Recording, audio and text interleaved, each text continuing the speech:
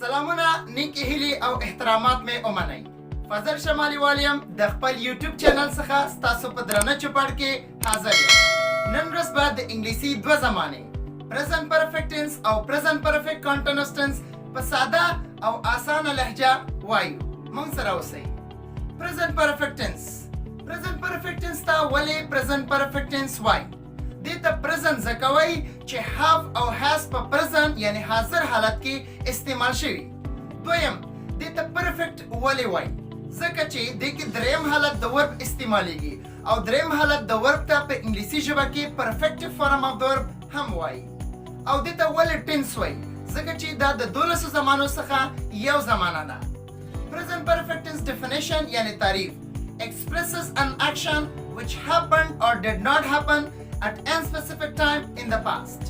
یعنی present perfect tense داس یو اکشن داس یو عمل مونږ ته راښيي چې هغه شوی په پاس کې یا نه شوی په پاس کې په یو نامعلوم ټایم کې. په اسانه ژبه یعنی په اسانه لهجه وایم چې کوم کار په پاس کې شوی په تیره زمانه کې شوی او وخت یعنی ټایم نه معلوم د present perfect tense په نوم باندې یادېږي. لکه I have eaten rice. ما وریجې خوړلې خو کله ټایم پکې نه ده منشن شوی. او که چیرې زه داسې وایم چې ما پرون ډوډۍ وخوړه نو ټایم معلوم شو دې ته به سمپل پاست ټینس استعمالوو. بل present perfect continuous tense دې ته ولې present perfect continuous tense وایي؟ دې ته present د هماغه have او has په واسطه وایي او perfect دې کې موږ بین استعمالوو او بین د بی دریم حالت ده ځکه چې اول بی ده نو د بی اول حالت is am are دویم حالت دی was were او دریم حالت دی been یعنی پرفیکټ فارم been ده او کنټینوس یعنی ING حالت چې ده being ده. نو دې ته present د have او has په وجه وایي پرفیکټ د been په وجه وایي کنټینوس ورب کې په کنټینوس یعنی په ING حالت کې استعمالیږي او tense it is one of 12 tenses. په 12 زمانو کې دا هم یو زمانه ده. نو present perfect structure ده subject plus have has plus been plus verb plus ing plus complement. کچيري subject پکې مفرد او has بلګو کچيري subject پکې جمع او have بلګو اماغه ترتیب been verb سره ing او بقایا جمله به استعمالو. present perfect tense definition دا چې expresses the length or duration of an action which is started in the past continues to the present may or may not go to the future. Here we use since in the perfect continuous tense مونږ ته length او duration خي. length اوږدوالی ته وایي او duration دوران ته وایي.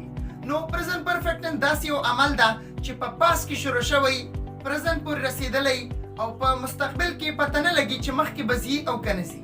لکه I have been living in Pakistan since 2000. زه په پاکستان کې د 2000 کال نه اوسېږم. I have been living in Pakistan for نو زما څو کاله شوه 20 years 20 کاله مې شوه. یاد ساتئ چې د starting time یعنی د شروع دپاره مونږ since لګو. لکه زه اوس وایم لیلا has been eating rice since 1 o'clock. د 1 بجې نه لیلا لګیا ده وریجې خوري. نو اوس چې دا لس باندې 1 بجه ده نو لس دقیقې شوې که نه نو بیا به داسې وایو چې لیلا has been eating rice for 10 minutes.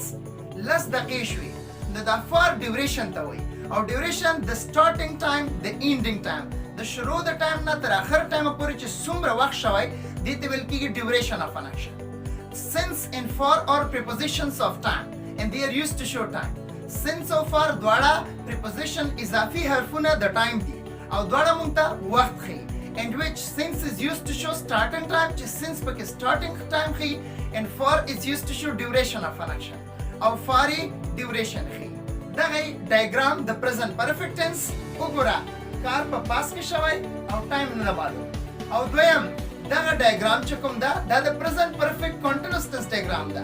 اکشن پاس کې شروع شوی ده present پورې رسېدلی ده او فیوچر کې پته نه لګي. امید لرم چې په دې پوه شوي اوسئ. د نورو پښتو ګرامري ویډیوګانو دپاره زموږ د یوټیوب چینل فضل شمالیوال سبسکرایب کړئ او د ټالۍ بټن هم دباو کړئ. مننه کوم. تر بلې ویډیو الله حافظ.